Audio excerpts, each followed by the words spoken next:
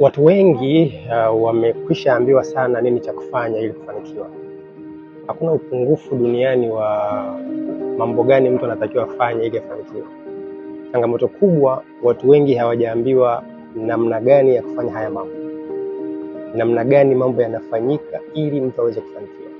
Lakini changamoto nyingine kubwa zaidi, hasa kwa vijana, hawapewi sababu. Changamoto ya mafanikio ni kwamba hamna mtu anatakiwa kupe sababu. Sababu ya mafanikio inabidi uje nayo wewe mezani.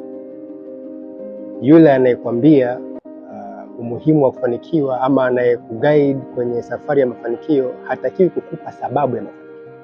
Sababu ya mafanikio inabidi uwe nayo. Kwa vijana wengi hawajafundishwa namna ya kutambua kwa nini afanikiwe. Kwa mafanikio yamebaki kama fashion, yamebaki kama kitu ambacho ni cha kujifurahishia. Hakuna purpose nyuma ya namna watu wanavyotafuta mafanikio, na hiyo imekuwa ni changamoto sana kwa watu wengi. Mimi nimekuwa nikifundisha watu wengi sana kwenye mambo ya biashara, mafanikio ya kifedha, na nimekuja kuona watu wengi hawana hata sababu yenye mashiko kwa nini anataka kufanikiwa. So ili uweze kufanikiwa kweli, unahitaji kwanza uje na sababu za msingi kwa nini unataka mafanikio. Lakini cha pili, inabidi uwe makini sana pale unapoelekezwa namna ya kuyatafuta hayo mafanikio, njia za kupita ili uweze kufanikiwa, kwa sababu hakuna upungufu wa nini cha kufanya ili ufanikiwe, ila namna ya kukifanya, njia ya kukifanya.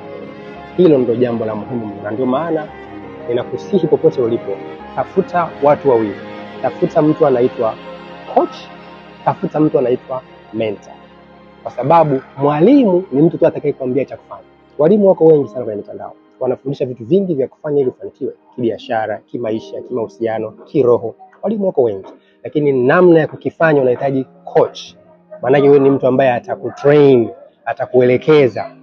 Na unahitaji pia mentor. Mentor ni mtu ambaye atakulea, atakupitisha hatua moja baada ya nyingine kama mlezi, sio tu kukuguide, sio tu kukucoach, hapana, anakuwa kama mlezi. So hawa watu wawili, coach na mentor, ni watu wa muhimu sana kuwa nao. Program zangu mimi ambazo zimewasaidia watu wengi sio program za kufundisha, sio program za kuambia watu nini cha kufanya. Ni program za kuambia watu namna ya kukifanya, na ni program za kuwalea watu through step ya kwanza mpaka step ya mwisho katika mafanikio yake. Take note of that, you will never go wrong.